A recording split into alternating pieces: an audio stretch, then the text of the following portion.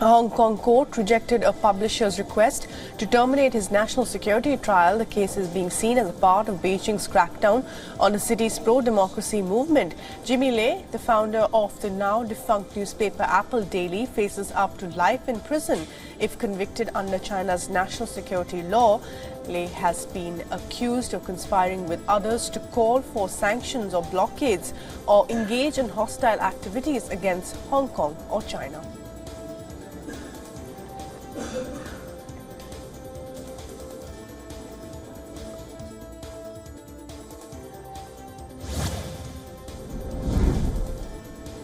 The Spanish Prime Minister Pedro Sanchez has called a snap general election for July 23rd after his Socialist Party took a serious battering in local and regional elections. Sanchez had previously insisted that he would ride out his four-year term with leftist government coalition partner United We Can, indicating that an election would be held in December.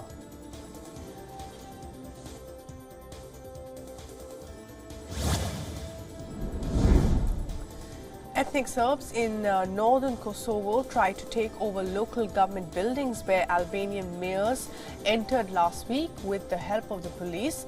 Now, the Kosovo police and the NATO-led Kosovo force were seen protecting the municipality building, one of the four communes which held snap elections last month that was largely boycotted by ethnic Serbs. The United States and the European Union condemned Kosovo's government for using police to forcibly enter the municipal buildings.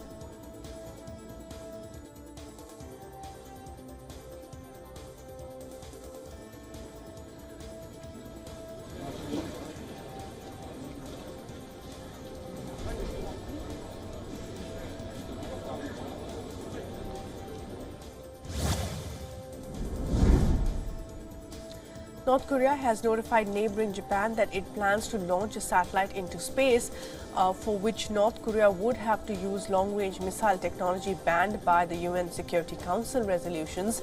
Japan's Coast Guard has said that the notice it received from North Korean waterway authorities said the launch window was from May 31st to June 11th, and that the launch may affect waters in the Yellow Sea, the East China Sea, and the East Philippines in the Luzon Islands.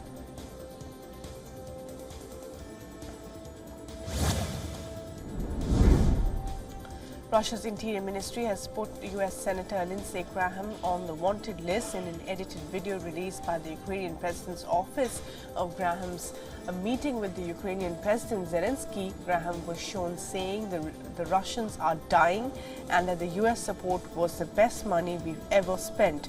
After Russia criticized the remarks, Ukraine released a full video of the meeting which showed the two remarks were not linked. Russia's investigative committee says it was opening a criminal probe into Graham's comments. It did not specify what crime he was suspected of.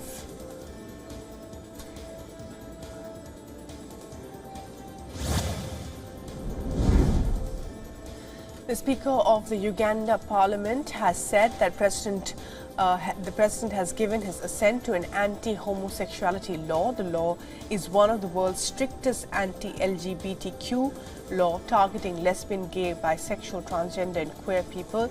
The bill prescribes the death penalty for the offence of aggravated homosexuality and life imprisonment for homosexuality.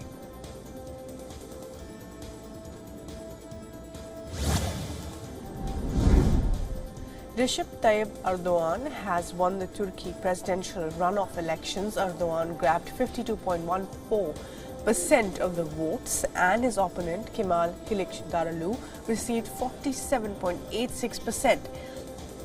This victory extends Erdogan's 20-year rule for 5 more years. After his victory, Erdogan greeted his supporters at the presidential palace and thanked them during his victory speech.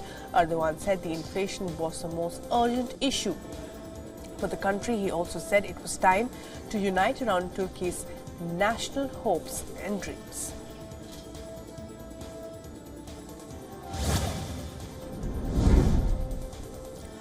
The governor of Ukraine's Kharkiv region has said that 6 people, including 2 children and a pregnant woman, were injured by a Russian strike. They posted a video on a social media page showing damaged presidential buildings and claimed that the strike was carried out with an Iskander missile.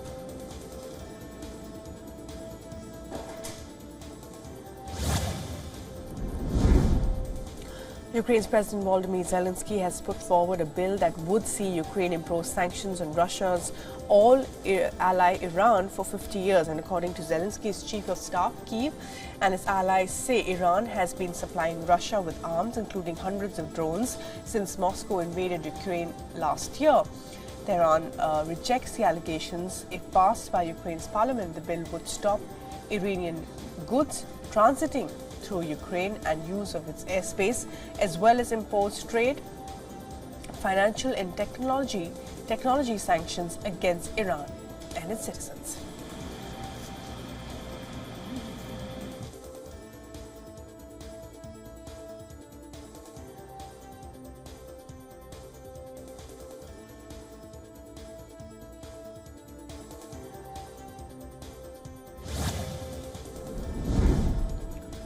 Oman Sultan Haitham bin Tariq Al Said met with the Iranian President Ibrahim Raisi in Tehran on Sunday. He arrived for a two-day visit expected to focus on regional diplomatic and security issues.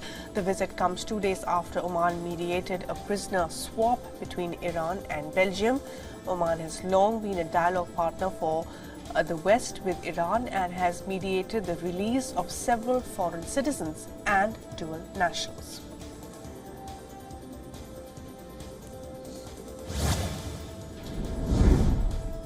A group of some 30 migrants seeking asylum, including small children, have been stuck at Poland's border wall with Belarus for 3 days, and according to the Polish human rights activists, activists have said that several migrants are sick and that children have mosquito bites. A representative of Poland's office visited and talked to the migrants, but later told reporters that the decision about whether to allow them into the country belongs to the Polish border guard.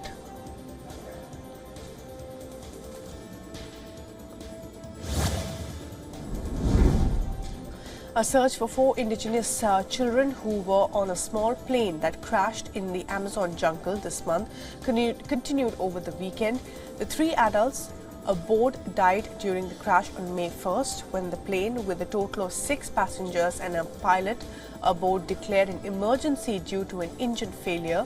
The Colombian troops found the wreckage along with the bodies of the pilot, a guide and the children's mother, but there was no sign of the youngsters.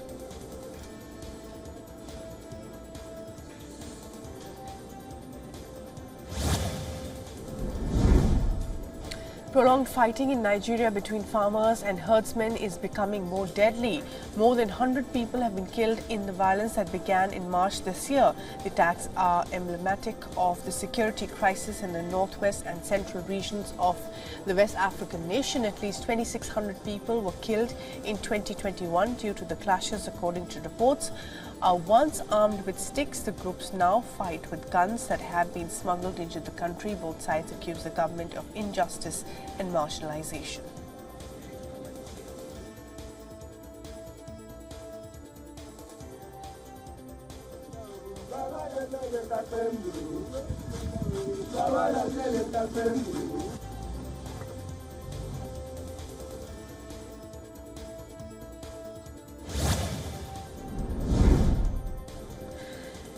Indian Space Research Organisation successfully launched its advanced navigation satellite NVS-01 Satish Dhawan Space Centre in Sriharikota in Andhra Pradesh. The ISRO informed in a tweet that the satellite was injected into the geosynchronous transfer orbit after 19 minutes of the flight.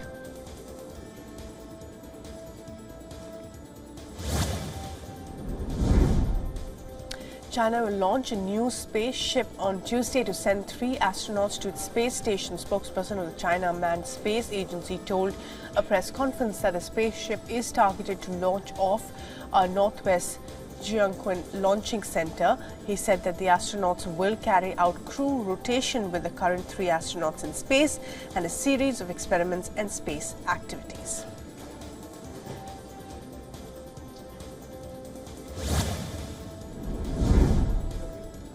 Jerusalem's Tower of David, the old city's iconic fortress, is once again open to public with new exhibits. It was closed for 3 years to undergo renovations. The fortress contains remnants of the successive fortifications built, one atop the other, stretching back over 2,500 years. For centuries, pilgrims, conquerors and tourists visiting the city that is holy to Judaism, Christianity and Islam have passed beneath the stronghold's towers through the adjacent Jaffa Gate.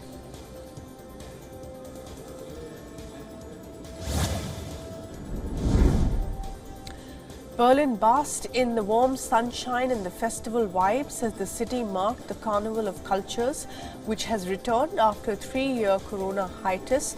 The Intercultural Carnival has been a regular and the annual event since 1996. The parade aims to provide a space for communities to represent their cultural roots through dance, music and other forms of expression. Thousands took part in the display of cultural richness in Berlin.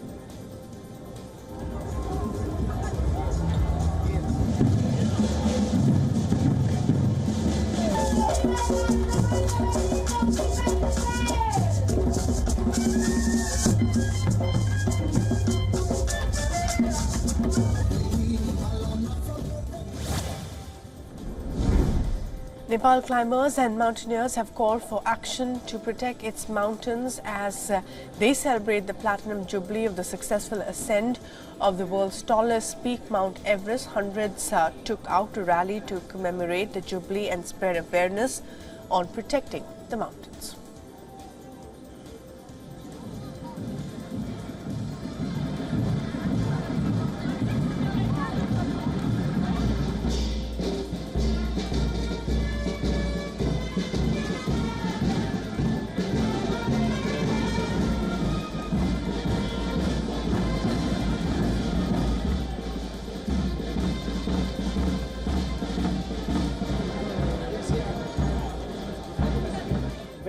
समेत उपलब्ध गराइरहेका छौं।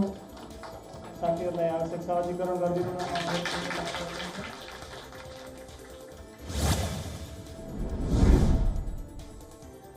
Massive plumes of smoke were witnessed from nearby wildfires descending over Canada's eastern city of Halifax. The local government has issued emergency alerts and multiple evacuation orders for the affected areas. At least 10 houses have been burnt by the wildfires. The Halifax Regional Centre for Education announced that schools in the affected areas will be closed today. And according to the government, the state of emergency would be in effect for 7 days.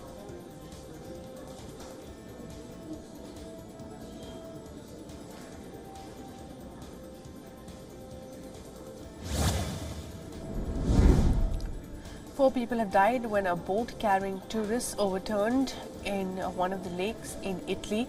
And according to authorities, the boat had tipped over after the weather suddenly turned stormy. Around 20 survivors were rescued by passing boats, while some swam to the shore. The boat had been carrying both Italian and foreign tourists and sank quickly.